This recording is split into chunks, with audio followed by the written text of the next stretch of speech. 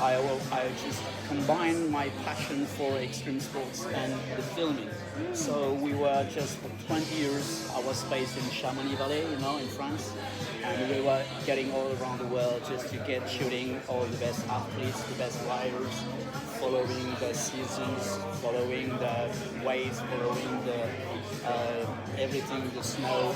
So it was a lot of sports based on skiing, surfing, skydiving, and all the alternative sports at the moment. Did you skydive?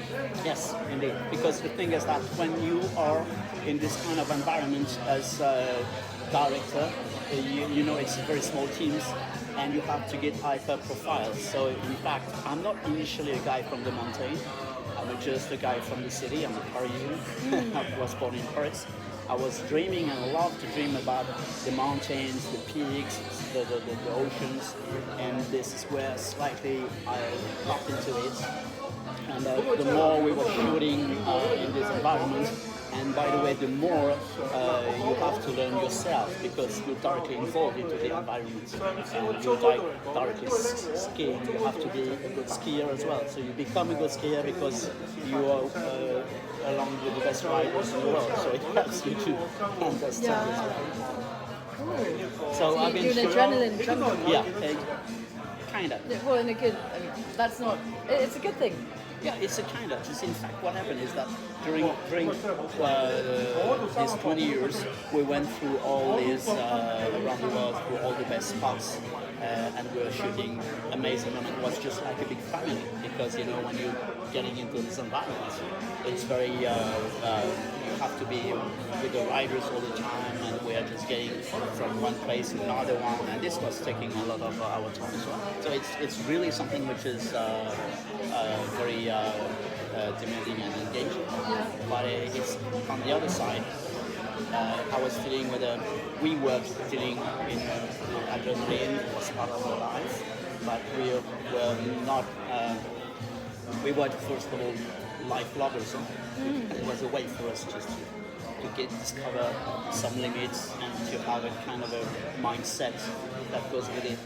What was nice in all these moments is that when you are into this kind of environment, mountain, sea, ocean, air, you're dealing and your approach is mainly with the environment itself, and you cannot shift the environment. It's something which is very, very gives you the response immediately. If something happens tough or harsh, you have to deal with it. So you learn on the way aside humility, but you learn as well about determination and how you deal with these kind of things, and it gives you a very specific mindset. What is Moondust about? In fact, Moondust it's first of all a story about incredible resilience story. It's in fact the story of a young, talented artist. He's a musician, composer, he's a street artist.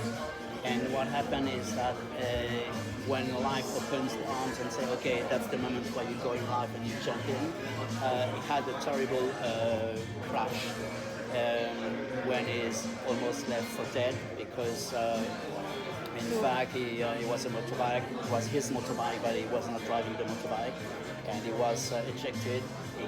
He crashed head first, no helmet. So he was literally made for death.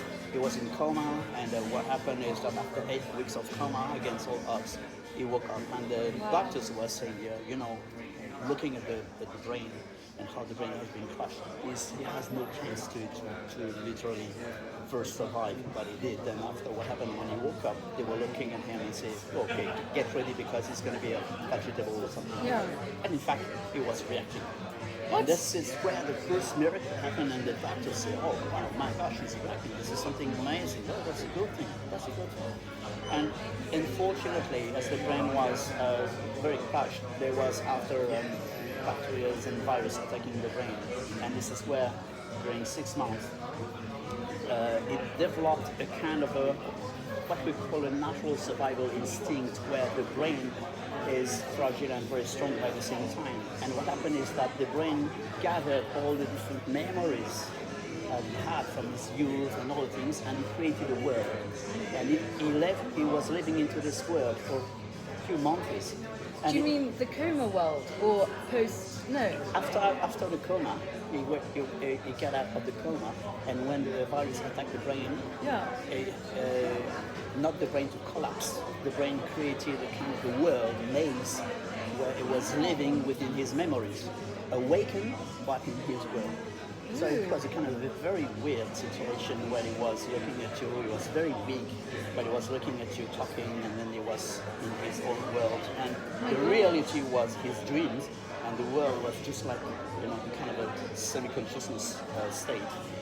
And he fought against all this for 6 months, where he was literally in his own world, and against all odds, he got out of it. And this is where the second miracle happened, and the doctors are saying, okay, he had for this period 15 brain surgeries, and he couldn't get out. And after 9 months of hospital, finally he gets out. But when he gets out, he's completely weak. He was a musician, he was a drawer, but he cannot do music anymore because within the crash, he lost one ear and he's deaf with one ear. And during the crash, the skull was fractured, so the vision and the eyes were moved and has a double vision. So this is where now, as an artist, he says, okay, I need now to rebuild everything from scratch. And it's not that much rebuild the life as physical and mind. It's as well rebuild. The quest was to rebuild his life as an artist. So for 4 years, he definitely get back into his legs because he could not walk, he could not get back on his 2 legs. So it took 4 years for him to be able to regain his strength and regain the minimum balance. And as soon as he was standing on his 2 legs after 4 years, he had this memory when he was a child. He had a love about the anime style. When he gets back after 4 years, he's get on his 2 legs. And then he has the memory of his childhood. He loved the anime style. He loved the Japanese anime style and other things. And he wanted to go to Japan since ever. But in fact, he took the decision to go to Japan himself. Okay. But he's arriving in Tokyo, walking 10 meters with 2 crutches. Yeah. And it was just a kind of an amazing place because Tokyo is one of the most harsh, So extreme overly cities. stimulating. And then he stepped to Tokyo. He decided then to take 2 years to learn and how to learn Japanese fluently. It was just reformatting his brain, learning Japanese, and to be able to endorse a proper anime and art school in Japan, which is, by the way, just for Japanese people talking Japanese. If you don't talk Japanese, you're not fluent in Japanese, you cannot access. So this is where it took 2 years every day going up and back to his school to learn how to get this level of Japanese to be able to access this. But in the same way, it was a way for him to rebuild and restrain his body. And this is what he did. And finally he did this, he entered this Japanese school. He was graduated into this Japanese school, and today he's living in Tokyo. He's walking on his 2 legs, he speaks Japanese. And this is the story of pure resilience. He was mostly left for dead, but today is full life. And this is the story not only about how you rebuild your mind and your body, it's the story of how you regain your sense of art, which is another level. How did he regain it? By just getting slightly back into drawing, back into music, back into composing, and then getting into this school in Japan. Yeah. Not putting limits on himself. Knowing that this happened to me, but I will move forward. In fact, he would explain it better than me because he has this very specific vision of life about this one. But for him, he had nothing to lose. But it was constantly a challenge, when he was just grabbing something and having something done, he always wanted to get something again after and after and after. And this is the same, when he was young, it was a lot of my shooting. He was in the mountain, and he saw exactly the way and the mindset we have into this kind of elements, into this extreme sport as well, where the thing is just you get an approach, you observe, but you constantly try to get your target further and further and further.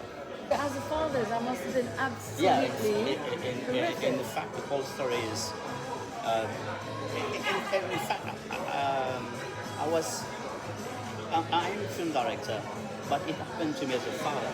Yeah. So then you have to get this balance here, because me as a father, I had just to, and my wife and his brother, we had to sort of just to manage this and to manage the way he was just revealing himself.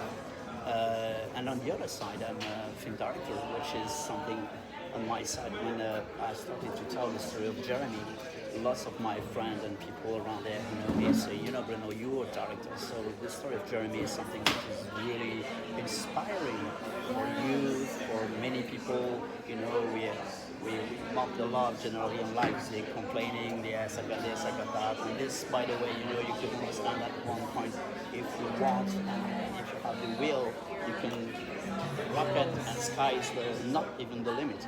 So the MoodDreams story is telling about the journey.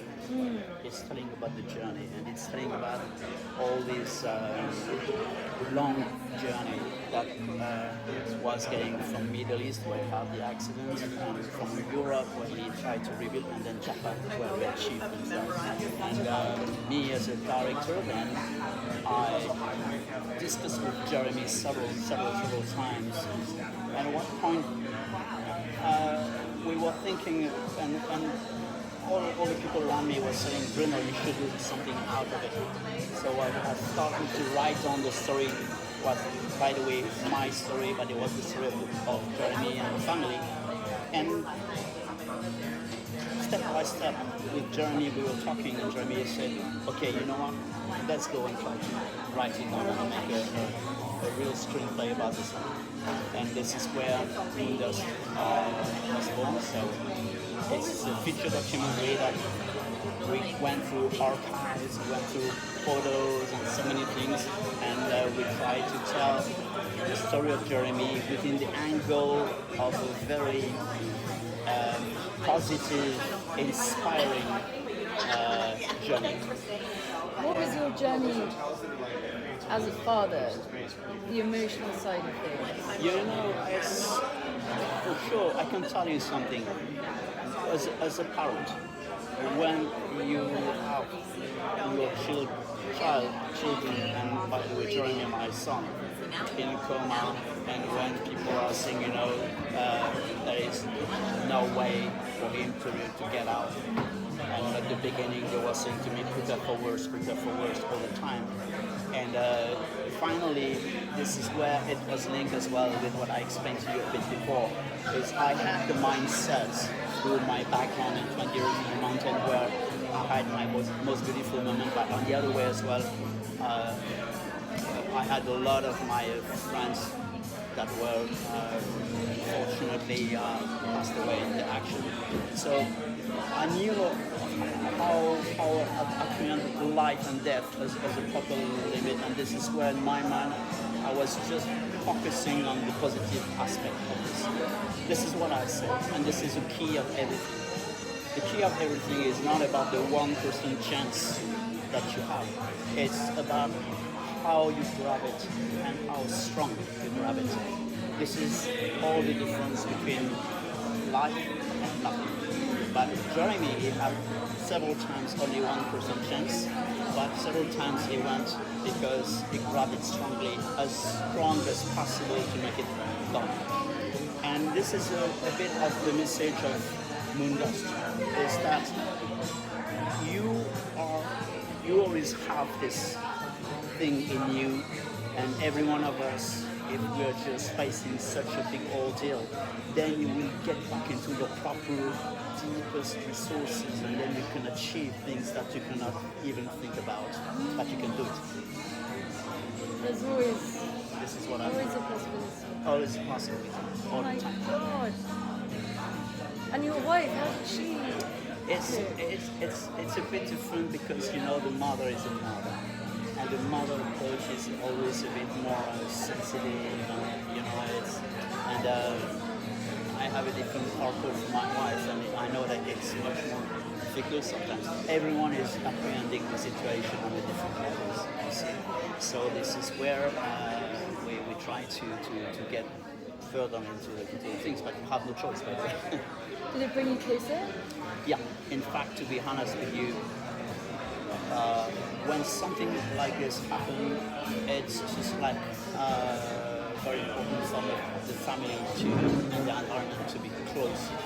And this is where you gather all our strength, and this is where it helps a lot to rebuild to the properties. Yes, definitely. Do you have other children? No, I have just Jeremy's brother. We have a second. Okay. He's a younger brother of Jeremy, and same. He was quite supportive with his brother. Yes. So I have two sons, Jeremy, Alexis, and Alexis is younger than Jeremy, and he's in the cinema business as well. He's an editor, and he's Did he edit? He's editing. He was involved as well into the movie, and he's working. And by the way, he's based in Wales, in Cardiff. He's a bit UK based. Yes. So this is it. You know, when you get through all this, you have a super positive mindset. This is well. It doesn't mean that it's cool every day, because you still fight. You know, still every day. Imagine that you wake up every morning with a balance issue, with a double vision, and with one ear, and then you have to get back into something which is affecting your ear, affecting your eyes, affecting your balance. So every day is a fight still, but it's now it's getting better and better and better. But it's a long journey.